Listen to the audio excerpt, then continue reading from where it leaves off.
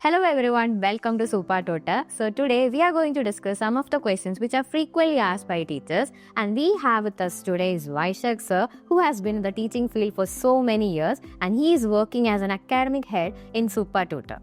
So today let's ask him all about teaching, right?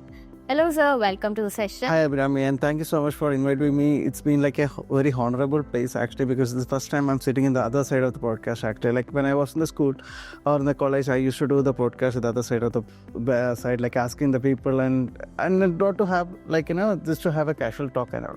So today I'm sitting I'm so nervous actually, because the first time I'm sitting in the other side of the podcast.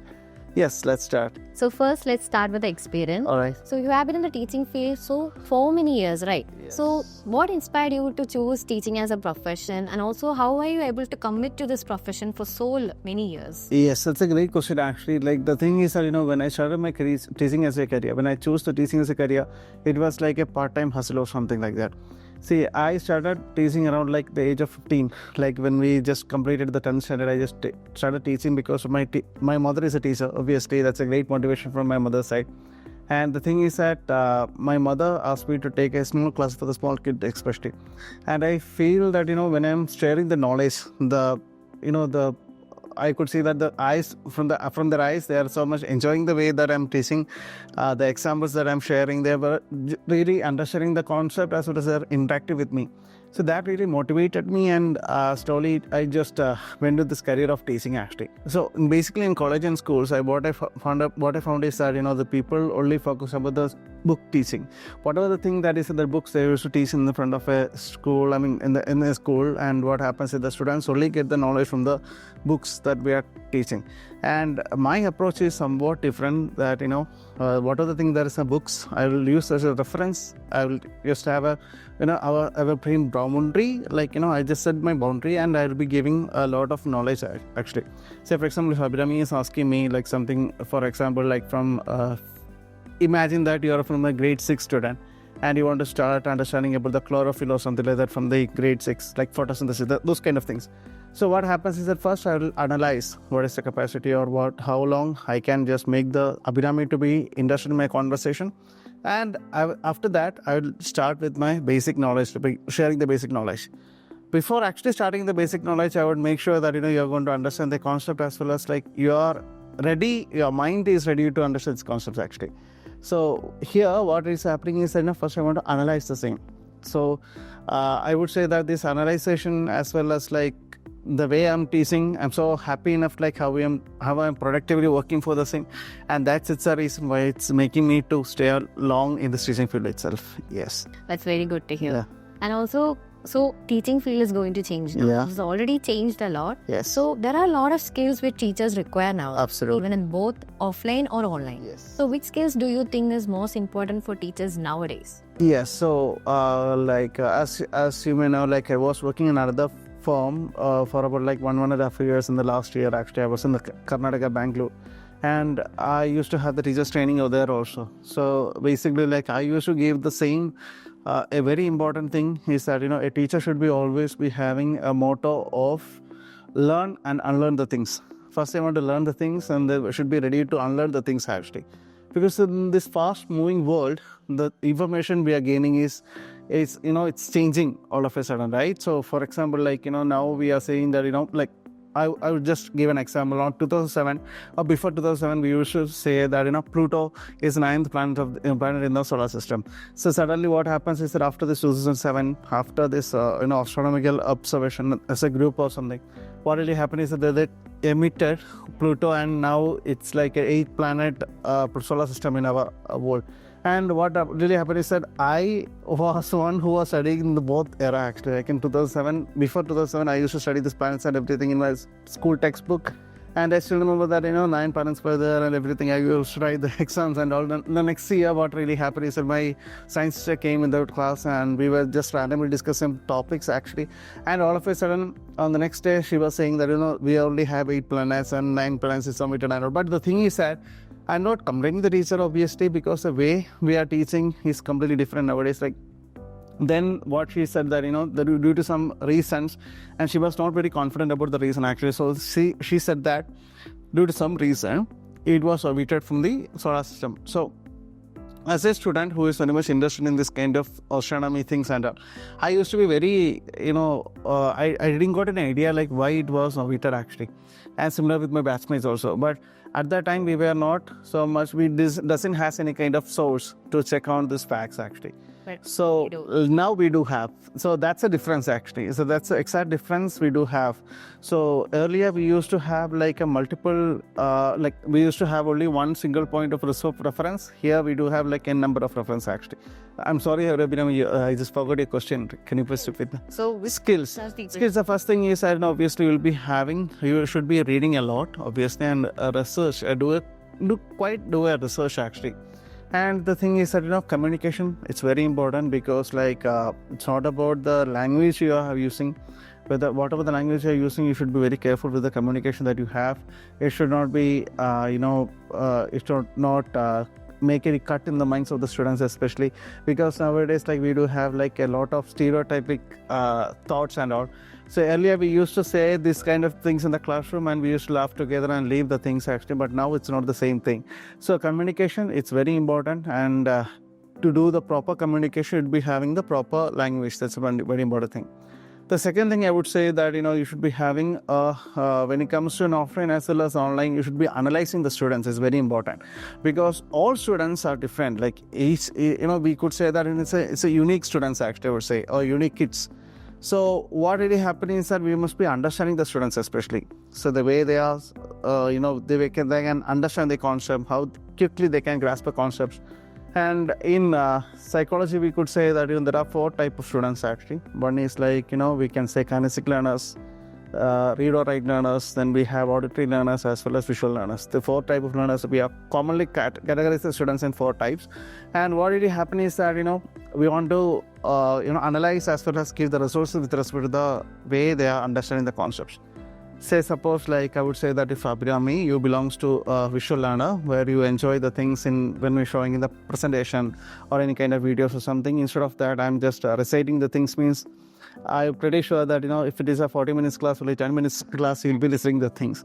Yes. So we must be analyzing the students, obviously. And next thing is we analyze, understand whatever the thing is. Like first thing is communication, second thing is analyze and understand, and the third thing is we should be very confident like about like what we know, and also we should be very down to earth to understand like what all things is not known by us. Like we always want to enrich our knowledge.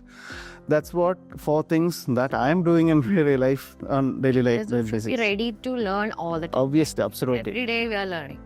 Absolutely. See, learn and unlearn. It's a same process actually. I would say that it's a same process. It should be a same process.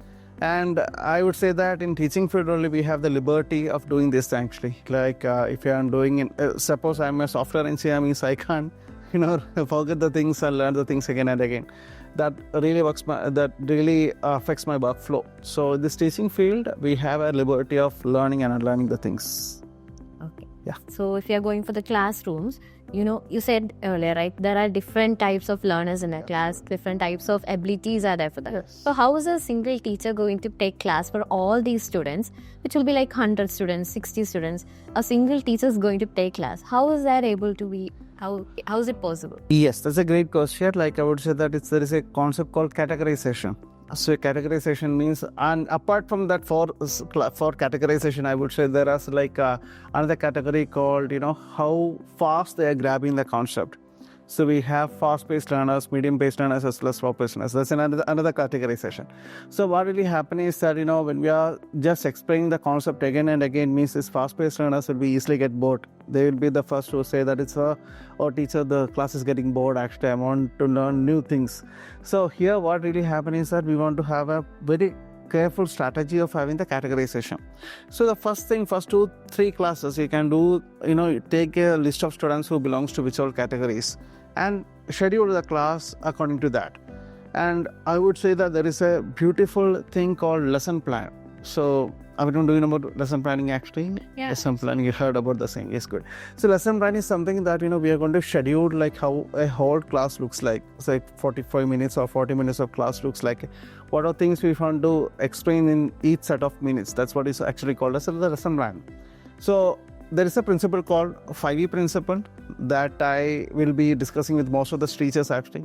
Talking about the 5E principle, I would say that there is an element called 5E. That E represent like the word that is starting with the E itself. It's very easy to understand, as well as remember, as well as follow.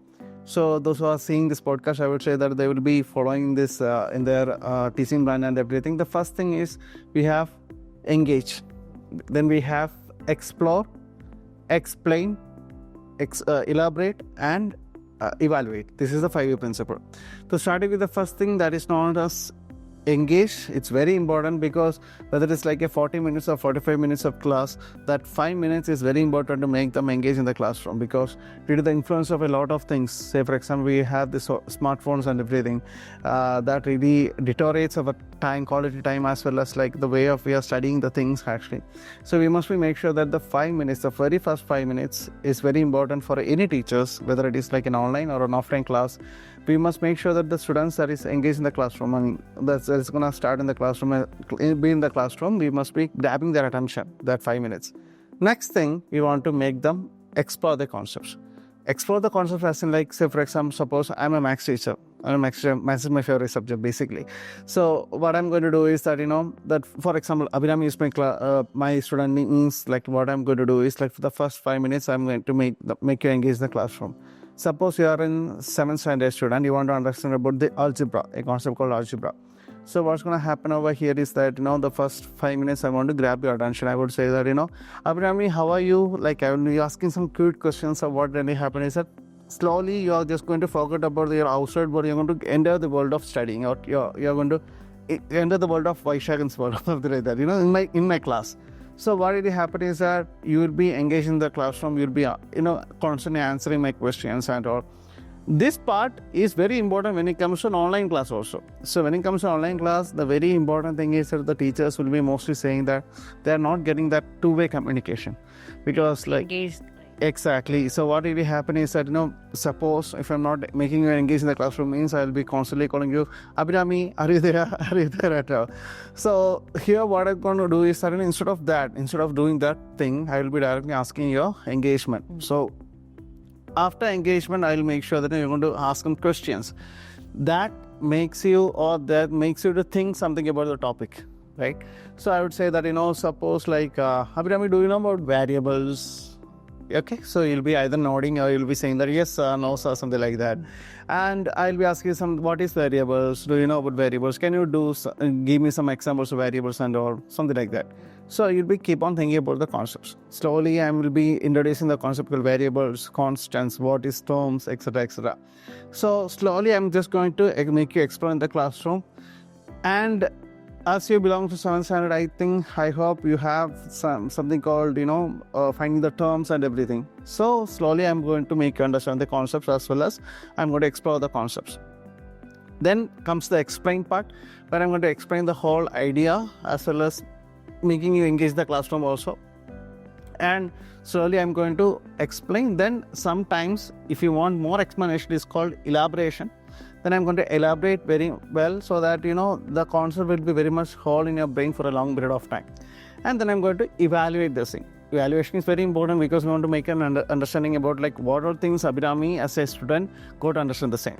So this is 5E principle is very important to make sure that this 5E principle is being followed out in wherever you are teaching or where we are going to make a lesson plan.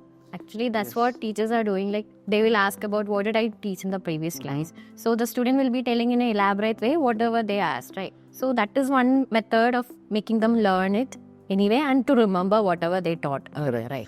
That is one method. Correct. Or then they can just ask about a question that is directly linked to the chapter, right? Correct. And also they can ask some activities to be done. Yeah. See, I still remember that, when I was taking some one-on-one tuition or something like that, it's an offline class actually. I think it's a 5th standard student. So I had 3 students actually. And what really happened is that I just visited their home and I was taking the classes. And they doesn't know about like what is an indicer and also what really happened is that there was some tiles over there. I just started to stand in the tiles, 3 different tiles. I started to jump across the tiles actually, and I still remember that their grandfather as well as the grandmother was saying that very what is he doing actually, asking the students to jump. So what really happened is that it really helps the students to understand the concept. And And you already got their focus also. he exactly see There. they will be very much happy with the doing this kind of activities. That's a very important thing. And I still remember before that, like on third standard or second standard, there was another student. She was having an issue with understanding what is an ascending order and descending order. And luckily, I found a staircase over there. I just asked, when you're just starting from the very basic step and climbing the step means it is an ascending order that start from the smaller one to bigger one. So this concept, I am so happy to hear that, she is using the same concept nowadays also. Now, whenever she's going to learn that, she's going to remember that Concept, that activities. Yeah. So through activities, we can teach a lot of concepts. And in online teaching also, we can have a lot of activities to be done. So for example, we have PhD simulations, and it explains some concepts like buoyancy and as well as like gravitation and all. You can use a free website called PhET simulation. It's absolutely free and it is available, or it is released by University of Colorado. So it is properly done a research, and they have released a website actually called PhD simulation itself. You can just search in the Google, and when you're teaching some concepts in buoyancy or gravity or like weight, mass, etc., you can use this kind of website so that you can make the students to understand the concept very quickly, as well as they'll be engaged in the classroom also. Yes.